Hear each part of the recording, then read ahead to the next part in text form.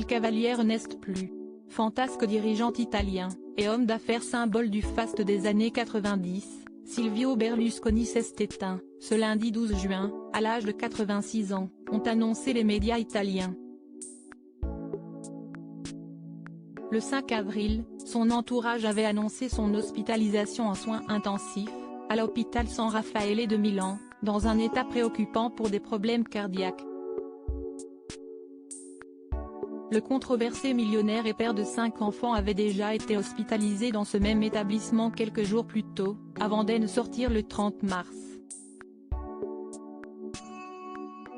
Il avait également subi une opération à cœur ouvert en juin 2016, toujours à l'hôpital San Raffaele, pour remplacer la valve aortique. Il souffrait d'une leucémie chronique.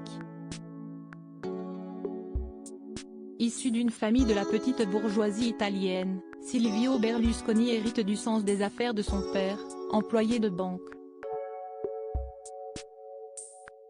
Sa success story à l'italienne naît dans le bâtiment. Au début des années 60, après des études de droit, le futur magnat des médias lance à seulement 27 ans un grand projet immobilier au nord de Milan. Une réussite, même si l'aide financière de son père fera l'objet de critiques. Comment Silvio Berlusconi a-t-il fait fortune? Mais pour celui qui était animateur de boîte de nuit, mais aussi vendeur d'aspirateurs durant sa jeunesse, ça ne suffit pas. En 1975, il fonde la société Fininvest et crée sa première chaîne de télé 2 plus tard, Canale 5. Encore un succès. Son empire s'étend alors dans de nombreux secteurs, grande distribution, assurance, cinéma et même football. Il rachète le Milan AC en 1986 et enchaîne les trophées qui feront beaucoup pour son image et sa gloire de l'autre côté des Alpes.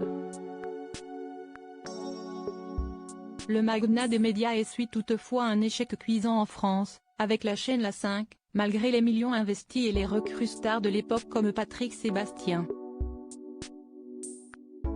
Touché par plusieurs scandales de corruption au début des années 90, l'homme le plus riche d'Italie décide de se lancer en politique. Le nom de son parti?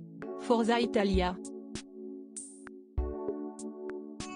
En 2 mois, son pari est réussi, il remporte les législatives et devient président du Conseil. Mais, abandonné par les populistes de la Ligue du Nord, son gouvernement ne tient que quelques mois et il démissionne. Personnage adulé ou détesté, Il Cavaliere, il a été décoré de chevalier de l'Ordre du Mérite du Travail en 1977, revient en politique en 2001.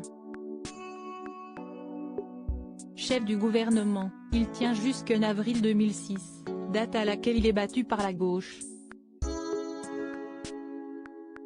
Mais l'ambitieux fait un énième comeback en 2008, avant de devoir s'en aller en 2011. Supérieur à découvrir notre diaporama sur les décès de 2023. Une vie de frasque sexuelle. Silvio Berlusconi, c'était aussi une vie de frasque sexuelle. Éternellement bronzé, il cesse en aller avec sa réputation de séducteur d'une autre époque. Avec parfois des histoires légères, et d'autres beaucoup plus graves, en 2010, il est condamné pour des faits d'incitation de mineurs à la prostitution et d'abus de pouvoir dans l'affaire du Rubygate, avant d'être acquitté. Excédée par le comportement volage de Silvio Berlusconi, Veronica Berlusconi, épousée en 1990, avait demandé le divorce 1 an plus tôt.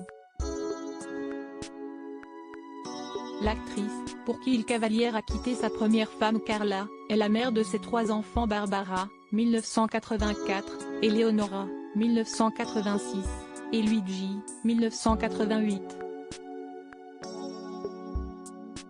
Marina, sa première fille, est née en 1966, 3 ans avant Pier Silvio.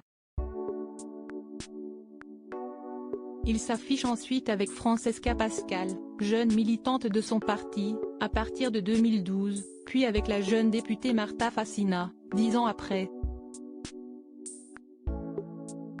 Ces années seront toutefois plus compliquées pour l'homme politique. Celui qui est grand-père de 13 enfants est éclaboussé par de nouvelles affaires corruption et se retrouve condamné à une peine d'inéligibilité.